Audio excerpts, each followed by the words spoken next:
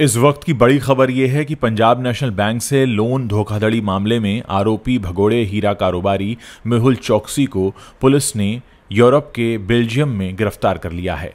Media reports के मुताबिक चोकसी को केंद्रीय जांच ब्यूरो यानी सीबीआई की अपील पर शनिवार के दिन गिरफ्तार किया गया। फिलहाल वो जेल में है। रिपोर्ट्स के मुताबिक भारत ने बेल्जियम से चोकसी के प्रत्यर्पण की प्रक्रिया शुरू कर दी है। चोकसी पर 13,850 करोड़ रुपए का घोटाला करने का आरोप है। पिछले महीने ही खुलासा हुआ था कि मेहुल चोकसी बेल्जियम में छुपा हुआ है और अपनी पत्नी प्रीति चोकसी, जो कि बेल्जियम की नागरिक है, उनके साथ रह रहा है। वहां के विदेश मंत्रालय ने ऑफिशियल स्टेटमेंट में चोकसी की देश में मौजूदगी की जानकारी दे दी थी। पुलिस ने चोकसी को गिरफ्तार करते समय 2 गिरफ्तारी वारंट का हवाला दिया। ये मुंबई की एक अदालत ने जारी किए थे। रिपोर्ट में कहा गया है कि ये 23 मई 2018 और 15 जून 2021 की तारीख के थे।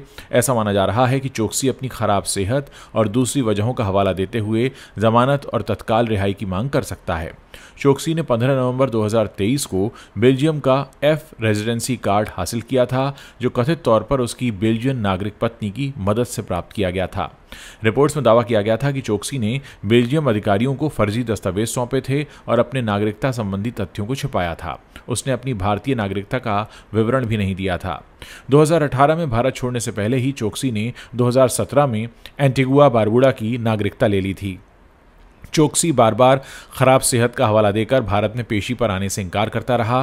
कभी कभी वीडियो कॉन्फ्रेंसिंग के जरिए ही उसकी पेशी होती थी। भारत में उसकी कई संपत्तियां जब्त हो चुकी हैं। मेहुल चोकसी का भतीजा नीरव मोदी भी इस घोटाले में आरोपी है और लंदन में प्रत्यर्पण कार्यवाही का सामना कर रहा है।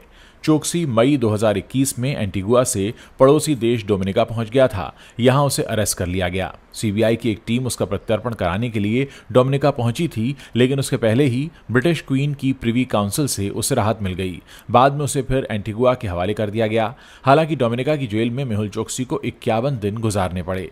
यहां उसने दलील दी थी कि वो एंटीगुआ जाकर वहां के एक न्यूरोलॉजिस्ट से ट्रीटमेंट कराना चाहता है। एंटीगुआ पहुंचने के कुछ दिन बाद डोमिनिका की अदालत ने चोकसी के खिलाफ दर्ज हुए केस भी खारिज कर दिए। मीडिया रिपोर्ट के अनुसार चोकसी ने बेल्जियम में शरण पाने के लिए फर्जी दस्तावेज जमा किए हैं। उसने अपनी भारतीय और एंटीगुआ की नागरिकता छिपाकर गलत जानकारी दी है ताकि उसे भारत न भेजा जाए। मेहुल चोकसी पहले भी कई सारी ऐसी कोशिशें कर चुका है जिसके जरिए उसे भारत न आना पड़े। उसने पहले यह भी कहा था कि वो मुकदमे से बचने के लिए देश छोड़कर नहीं गया था, बल्कि उसका पासपोर्ट सस्पेंड हो गया है, इसलिए वो भारत नहीं लौट पा रहा है। बहरहाल मेहुल चोकसी की गिरफ्तारी को एक बहुत बड़ी कामयाबी के तौर पर देखा जा रहा है और हो सकता है कि हमारे देश का करोड़ों रुपए लेकर भागा ये शख्स अगर गिरफ्त में आ चुका है तो बहुत सारे आगे इस तरीके के जो काम हैं उन पर रोक लगने में मदद मिल पाएगी।